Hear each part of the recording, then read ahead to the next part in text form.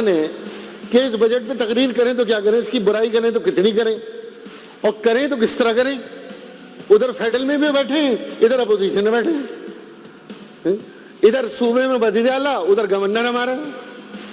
ہمیں تو سمجھ نہیں آ رہا کہ ہم نے کرنا کیا ہے. بھلے وہ فراڈی آزان دے دیتا ہے, قاتل امامت کرا دیتا ہے, اور وہ چور و ڈاکو سارے نمازی ہیں.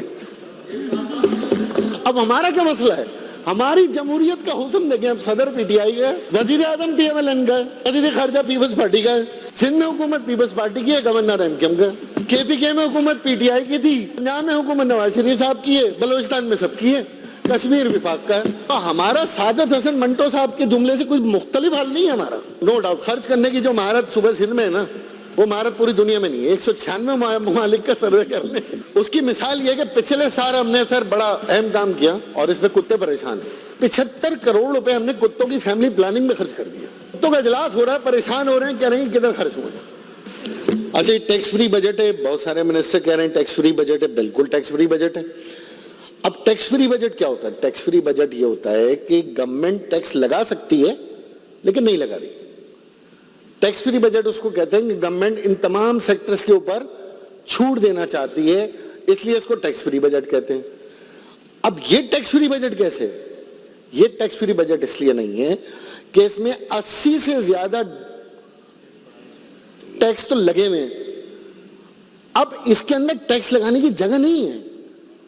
اب آپ اس میں ٹیکس لگا سکتے ہیں اس ایئر کنڈیشن کی ٹھنڈی ہواؤں پر, باہر نکلنے والی آکسیجن پر, یا منہ سے خارج ہونے والی کاربن ڈائی آکسائڈ پر.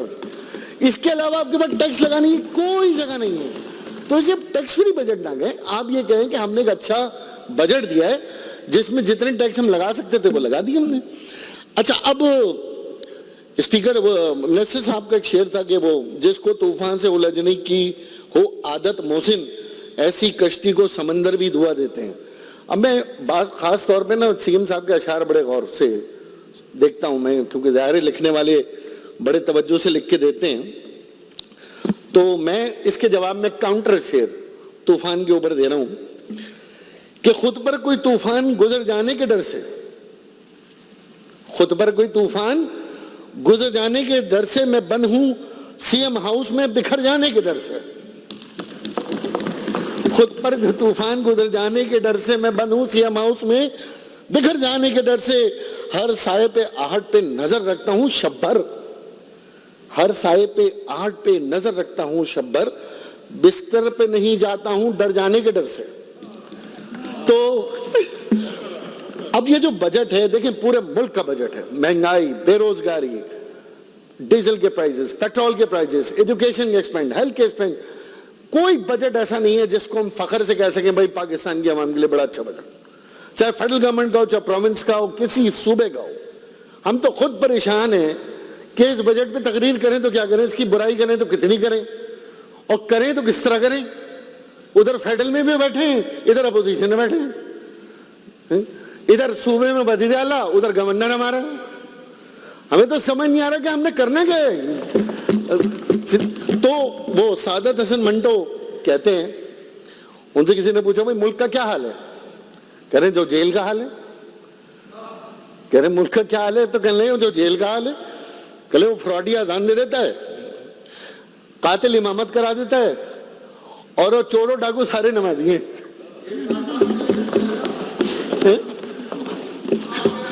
میرے پہ آ رہی ہے. اب ہمارا کیا مسئلہ ہے؟ ہماری جمہوریت کا حسن دیکھیں. اب صدر پی ٹی آئی کا,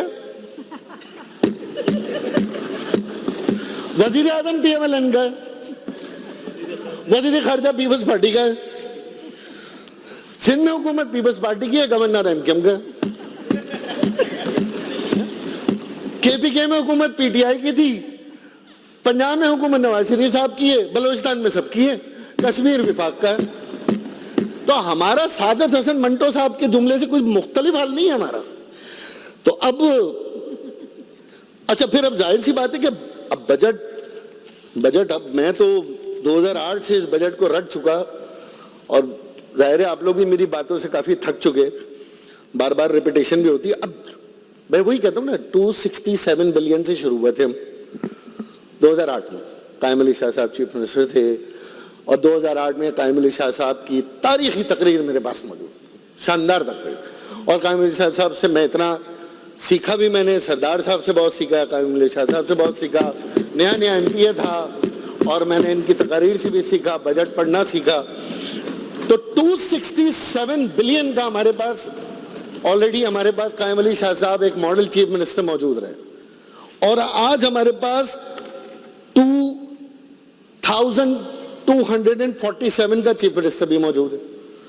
یعنی 267 ارب کا چیف منسٹر بھی میں نے دیکھ لیا, میں نے 2247 ارب روپے کا چیف منسٹر بھی دیکھ لیا. تو اس کا مطلب یہ کہ بجٹ میں 33 ٹائمز اضافہ ہوا ہے 2008 سے اب تک.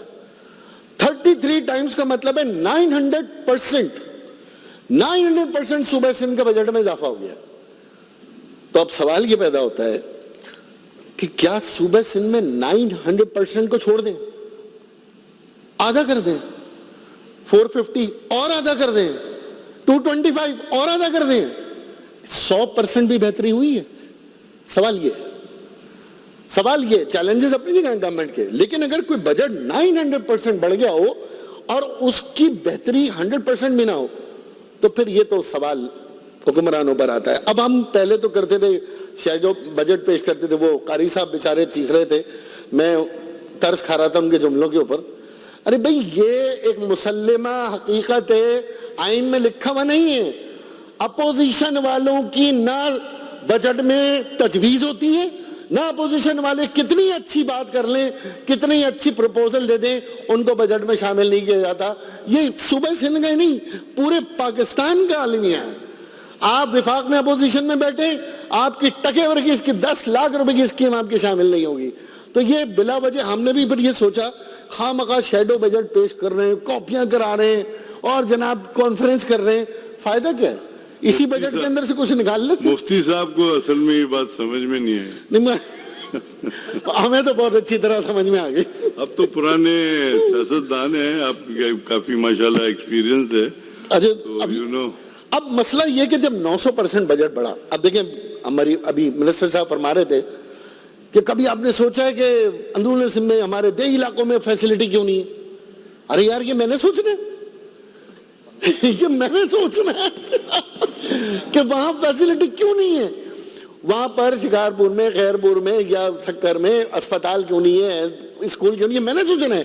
900% بجٹ آپ نے بڑھا دیا, ڈیولپمنٹ میں 15,026 ارب روپے خرچ کر لیے.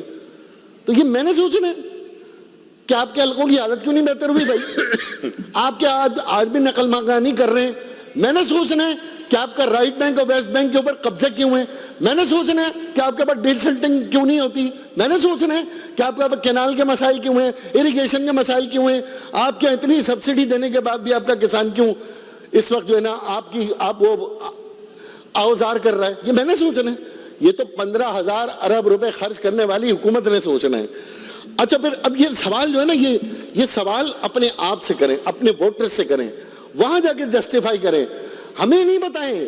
کراچی کے لوگوں نے کبھی کسی جگہ پیسہ لگانے سے آپ کو نہیں روکا, نہ ہمارا یہ مطالبہ ہے. خدا کی قسم ہمارا مطالبہ نہیں ہے کہ آپ ٹیکسوں کے پیسے کسی بھی کانسٹیچوئنسی میں لگائیں. آپ کسی بھی کانسٹیچوئنسی میں لگائیں, آپ تھر میں لگائیں, دادو میں لگائیں, مگر ہمارا مسئلہ یہ جو لگ رہا ہے وہ نظر تو آئے.